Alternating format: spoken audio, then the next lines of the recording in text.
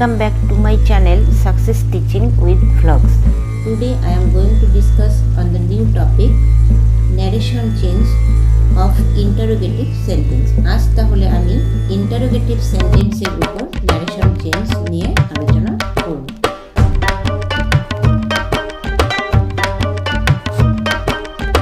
In my previous video we have learned the narration change of assertive sentence.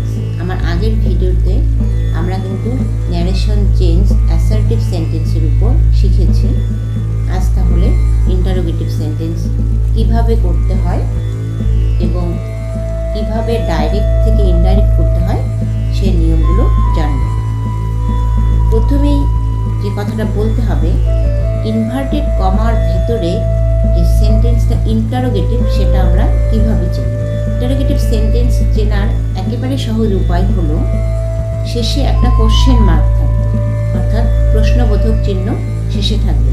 সেটা দেখেই কিন্তু আমাদের বুঝতে হবে যে ইনভার্টেড কমার ভেতরের সেন্টেন্সটি হলো ইন্টারোগেটিভ সেন্টেন্স এবং ইন্টারোগেটিভ সেন্টেন্স চেঞ্জের যে নিয়মগুলো সেগুলো তখন আমরা ফলো করব।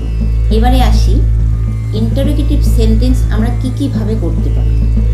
ইন্টারোগেটিভ সেন্টেন্স আমরা বিভিন্নভাবে করতে পারি।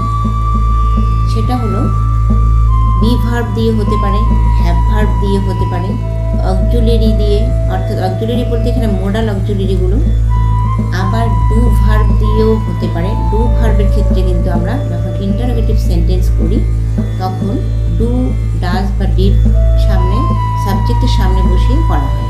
তাছাড়াও কীভাবে করি, WH ওয়ার্ড দিয়ে। এই এত রকমভাবে কিন্তু আমরা ইন্টারোগেটিভ সেন্টেন্স করতে পারি। তাহলে প্রথমেই আসি রুলস। ইন্টারোগেটিভ সেন্টেন্সের ক্ষেত্রে কিভাবে আমরা ডাইরেক্ট থেকে ইনডাইরেক্ট করব। আমি প্রথম ভিডিওতে বলেছি যে প্রাথমিক বা মেইন 6টা নিয়ম, সেই 6টা নিয়ম কিন্তু 5টা সেন্টেন্সের ক্ষেত্রেই প্রযোজ্য। সেই 6টা নিয়ম কিন্তু মনে না থাকলে তোমরা ওই ভিডিওতে দেখে নাও। তারপর সেই 6টা নিয়ম তো থাকবেই। ইন্টারোগেটিভ সেন্টেন্সের ক্ষেত্রে যে আরও 2টো নিয়ম অ্যাড হবে সেটা আমি বলছি। ফার্স্ট নিয়ম হলো রিপোর্টিং ভার্বটি আস্ক, ইনকোয়ার, কোশ্চেন ইত্যাদি হবে। অর্থাৎ কখনো কখনো আমরা আস্ক দিয়েও করতে পারবো, ইনকোয়ার দিয়েও করতে পারবো, আবার কোশ্চেন শব্দটা দিয়েও কিন্তু পারবো। এই ভার্বগুলো তাহলে রিপোর্টিং ভার্ব হিসেবে ইউজ করতে হবে। সে টু, সেজ টু বা সেইড টু থাকলে সেটার পরিবর্তে আমরা এই এনকোয়ার, আস্ক এবং কোশ্চেন এই ভার্বগুলো ইউজ করব। ইনভার্টেড কমার ক্ষেত্রে এখানে 2টো নিয়ম আছে।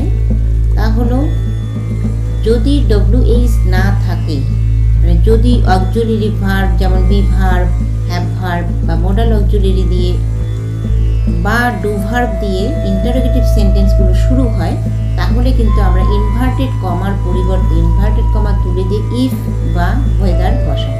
কিন্তু যদি WH দিয়ে কোশ্চেন শুরু হয় সেক্ষেত্রে কিন্তু আমরা ইফ বা ওয়েদার বসাবো না। সেক্ষেত্রে যে WH ওয়ার্ড দিয়ে কোশ্চেন করা হবে সেই WH ওয়ার্ডই ইনভার্টেড কমার পরিবর্তে বসবে। আচ্ছা, এক্সাম্পল দিলেই বিষয়টা আরও ক্লিয়ার হওয়া যাবে। First example, mother said to me, have you eaten the cake? Question mark, inverted comma, শেষ। সেড টুর পরিবর্তে ভার্ব আমি কি বলেছি, আস্ক, ইনকোয়ার বা কোশ্চেন। যাই হোক, বেশিরভাগ ক্ষেত্রে আমরা আস্কই ব্যবহার করব, কারণ এটা স্পেলিংয়ের ক্ষেত্রে সুবিধে হবে। স্পেলিংটা সোজা, বানানটা কিন্তু সহজ। তাহলে সেইড টু যেহেতু আছে পাস্ট টেন্স, তাই আমি আস্কের পাস্ট হলো আস্কড। মাদার আস্কড মি, এরপর ইনভার্টেড কমার পরিবর্তে কি বসাবো, ইফ বা ওয়েদার। আমি কিন্তু বলবো ইফই বসাতে, কারণ ইফটা হলো লেখার ক্ষেত্রে টাইমও কম লাগবে, আবার বানানের ক্ষেত্রেও সুবিধা হবে। ওয়েদার লিখতে গেলেই কিন্তু বানান ভুলের একটা সম্ভাবনা থাকে। ইফ লিখেছি, ইনভার্টেড কমা উঠে গেল। এরপরে have you eaten the cake, you কাকে বোঝাবে? আরেকটা কথা মনে রাখতে হবে, ইন্টারোগেটিভ সেন্টেন্সের যখনই আমরা ডাইরেক্ট থেকে ইনডাইরেক্টে চেঞ্জ করব তখন কিন্তু কোশ্চেন মার্ক আর হবে না। ইনডাইরেক্ট ন্যারেশনে কখনোই কোশ্চেন মার্ক আমরা দেব না। তাহলে আমাদের মাথায় রাখতে হবে, মনে রাখতে হবে যে ইন্টারোগেটিভ সেন্টেন্সের ইনডাইরেক্ট ন্যারেশন করার সময় সেন্টেন্সটাকে আমরা অ্যাসার্টিভে সাজিয়ে দেব। অর্থাৎ অ্যাসার্টিভ সেন্টেন্স যেভাবে করে সেভাবেই আমাদের করতে হবে, কারণ ইনডাইরেক্ট ন্যারেশনে আমি কোশ্চেন মার্ক দিতে পারবো। তাহলে আছে have you eaten the cake, আমাদের মনে মনে করে নিতে হবে you have eaten the cake, তারপর আমরা সেন্টেন্সটাকে সাজাবো। ইউ কাকে বোঝাচ্ছে? ইউ সেকেন্ড পারসন, ওই 6টা নিয়ম। তাহলে কাকে বোঝাবে? বক্তা যাকে বলে। মাদার সেড টু মি, মা কাকে বললো? আমাকে বললো। তার মানে ইউ হচ্ছে মিকে বোঝাচ্ছে। ইউ 1 নম্বরে। ইন্টারোগেটিভ সেন্টেন্সে ভার্বের পরে যদি ইউ থাকে, ইউ এর যেহেতু দুটো ফর্ম একই, মানে সাবজেক্ট এবং অবজেক্ট একই, ইউ, তো সেক্ষেত্রে কোথায় সাবজেক্ট হিসেবে ইউজ হবে সেটা কিন্তু গন্ডগোল করা যাবে না। তো কোথায় সাবজেক্ট হিসেবে ইউজ হবে? ভার্বের আগে বা ভার্বের পরে, দুক্ষেত্রেই কিন্তু সাবজেক্ট হিসেবে ইউজ হবে। যেমন ইউ হ্যাভ যদি থাকতো তাহলে ইউ তো প্রথমেই বসেছে, কোনো অসুবিধে নেই, এখানে সাবজেক্ট অবশ্যই।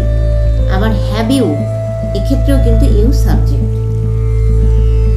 ইউ মিকে বোঝালো, তাহলে আমরা কি বসাবো? ইউ 1 নম্বর, সাবজেক্ট মানে 1 নম্বর, মিয়ের 1 নম্বর আই বসবে।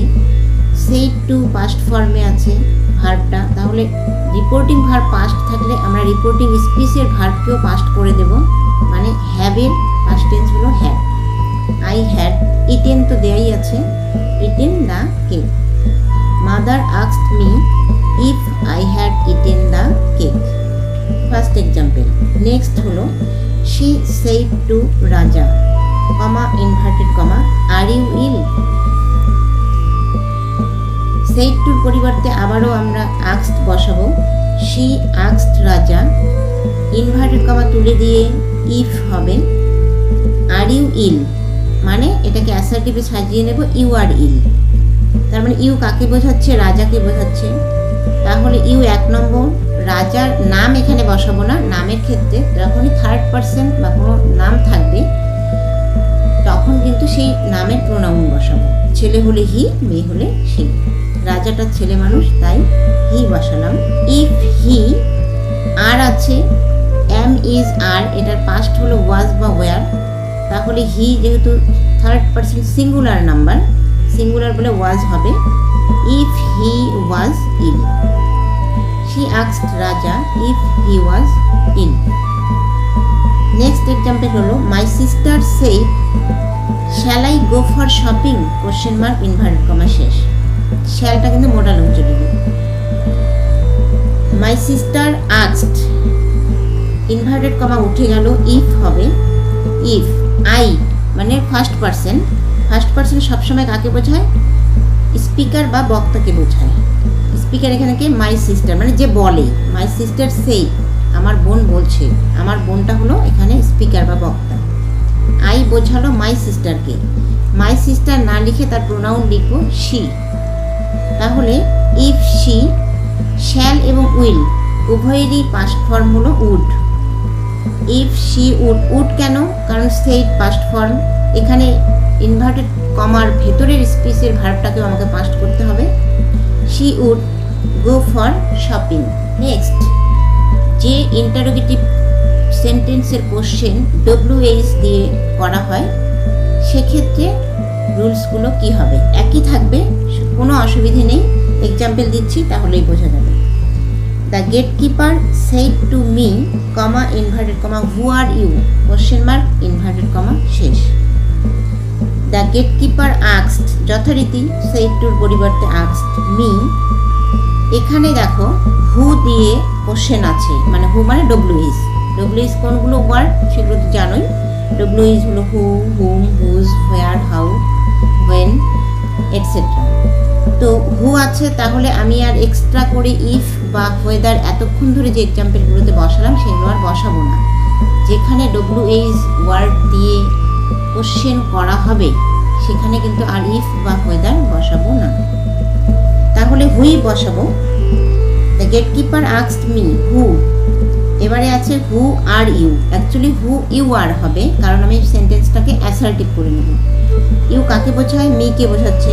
সেকেন্ড পারসন স্পিকার যাকে বলে তাকে বোঝায়। তাহলে মি কে বোঝালো, ইউ 1 নম্বর, মি এর 1 নম্বর হলো আই। অ্যামিজারের পাস্ট ফর্ম হলো ওয়াজ ওয়্যার, আই যেহেতু সিঙ্গুলার তাই I was. Am is are এই তিনটেরই পাস্ট ফর্ম কিন্তু ওয়াজ ওয়্যার, এখানে কোনো কনফিউশন থাকা চলবে না। কিন্তু কোথায় ওয়াজ কোথায় ওয়ার বসাবো সেটা কিন্তু আমাকে সাবজেক্ট দেখেই বসাতে হবে। সিঙ্গুলার হলে ওয়াজ, প্লুরাল হলে were. The gatekeeper asked me who I was. Next example, Rina say which book is mine, question mark inverted comma শেষ। রিনা আস্কড, যথারীতি এখানে কিন্তু হুইচ ডব্লিউএইচ কোশ্চেন আছে, তাই আমি হুইচ বসিয়ে নেব। হুইচের ক্ষেত্রে একটা জিনিস মনে রাখবে, হুইচ কিন্তু শুধু শুধু বসে না, কোনো নাউনের সঙ্গে বসে। তাই হুইচ যদি বসিয়ে নেই তারপরে নাউনটাও সঙ্গে বসিয়ে নেব। হুইচ বুক, শুধু শুধু হুইচ বসাবো না। তারপরে কি থাকলো, ইজ মাইন। হুইচ বুক, ইজটা হলো পাস্ট ফর্মে হয়ে যাবে ওয়াজ। মাইন মানে first person, I me my mine, মাইনটা কিন্তু 4 নম্বরে আছে। মাইন কাকে বোঝাচ্ছে? রিনাকে বোঝাচ্ছে। তার প্রোনাউন হলো শি, শি এর 4 নম্বর হলো শি, হার, হার, হার্স। এটা কিন্তু আমার যে প্রোনাউনের ভিডিওটা আছে সেখানে আমি নাম্বারিং করে এগুলো লিখিয়েছি, ওখানেই পাবে। Rina asked which book was hers, full stop. Next example, the teacher said to the students why are you shouting. The teacher asked the students, যথারীতি হোয়াই ডব্লিউএইচ আছে, তাহলে ওই শব্দটাই বসিয়ে নেব ইনভার্টেড কমা তুলে দিয়ে। হোয়াই, এখানে কি বলছে? আর ইউ শাউটিং, মানে ইউ আর শাউটিং। ইউ কাকে বোঝাচ্ছে? দ্য স্টুডেন্টসকে বোঝাচ্ছে। ইউ সেকেন্ড পারসন, তাহলে স্পিকার যাকে বলে তাকে বোঝায়। আমি এই কথাগুলো বারবার রিপিট করছি, কারণ হলো এই ইনভার্টেড কমার ভেতরের ফার্স্ট পারসন এবং সেকেন্ড পারসনগুলো কিভাবে আমরা চেঞ্জ করব, এটা যদি না বোঝা যায় ঠিকঠাক তাহলে কিন্তু ন্যারেশন ভুল হয়ে যাবে। ফার্স্ট পারসন যেখানেই থাকুক না কেন সেটা হলো স্পিকারকে বোঝাবে, তার নাম্বার ও পার্সন অনুযায়ী চেঞ্জ হবে। সেকেন্ড পারসন যেখানেই থাকুক না কেন সেটা স্পিকার যাকে বলে তাকে বোঝাবে, তার নাম্বার ও পার্সন অনুযায়ী চেঞ্জ হবে। তাহলে ইউটা কাকে বোঝাচ্ছে? অর্থাৎ এখানে স্পিকার হলো দ্য টিচার, কাকে বলছে? দ্য স্টুডেন্টসকে। ইউ বোঝাচ্ছে দ্য স্টুডেন্টসকে। দ্য স্টুডেন্টসের প্রোনাউন হলো দে, যেহেতু students plural. They, why they were shouting, আরটার ফার্স্ট ফর্ম হয়ে গেল, দে হলো প্লুরাল তাই ওয়ার বসলো shouting, full stop. The teacher asked the students why they were shouting. Okay, তাহলে what have we learned today? We have learned the narration change of interrogative sentence. Interrogative sentence এর narration change আমরা আজকে তাহলে শিখলাম। In my next video, we will learn the narration change of imperative sentence. Watch my next video. Thank you so much. Be safe, be healthy.